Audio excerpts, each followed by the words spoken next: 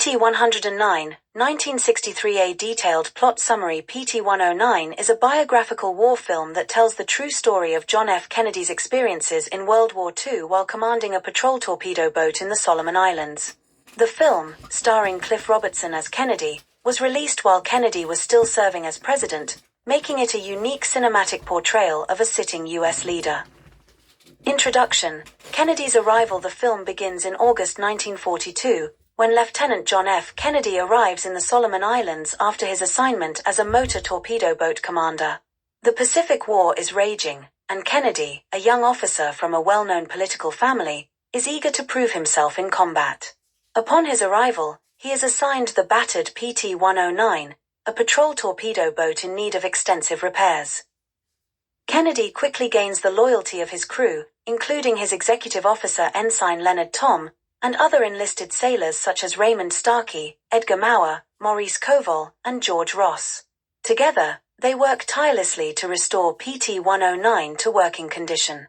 Despite skepticism from some superior officers about the effectiveness of PT boats in combat, Kennedy is determined to lead his crew into battle.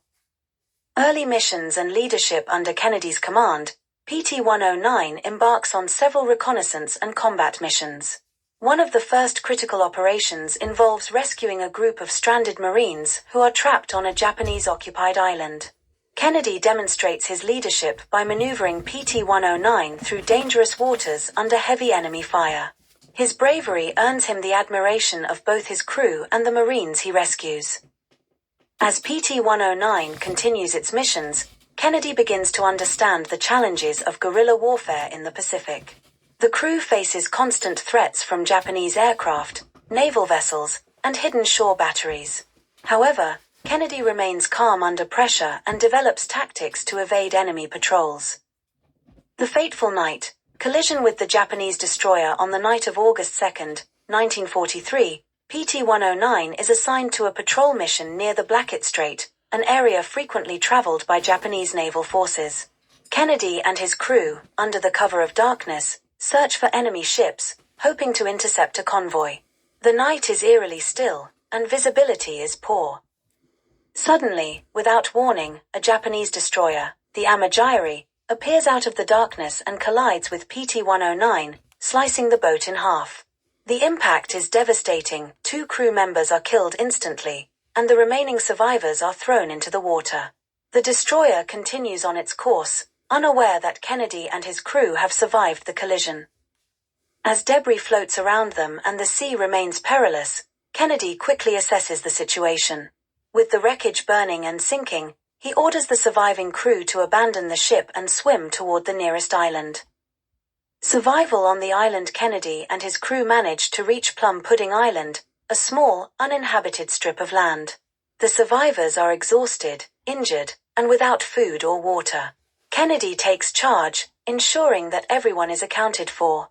Over the next several days, the crew struggles against heat, hunger, and dehydration.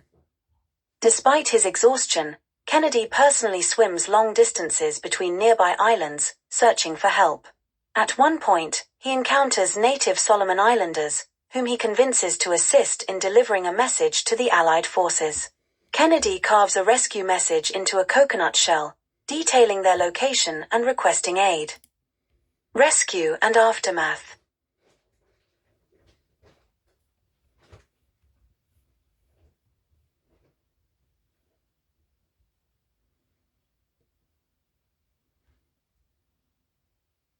Days later, thanks to Kennedy's efforts, an Allied patrol boat arrives to rescue the survivors. Kennedy's leadership and determination in ensuring his men's safety become legendary, solidifying his reputation as a war hero. Following the ordeal, Kennedy is awarded the Navy and Marine Corps Medal for his bravery and Purple Heart for injuries sustained during the mission. His experiences in the Pacific later shape his views on military strategy and leadership, ultimately influencing his presidency. Historical context and film production.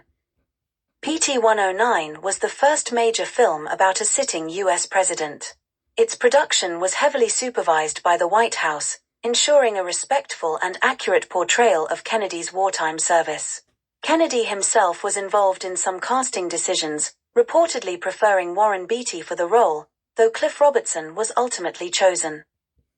While praised for its historical accuracy, the film received mixed reviews from critics. Some felt it lacked dramatic tension, while others appreciated its faithful adaptation of Kennedy's real-life heroism.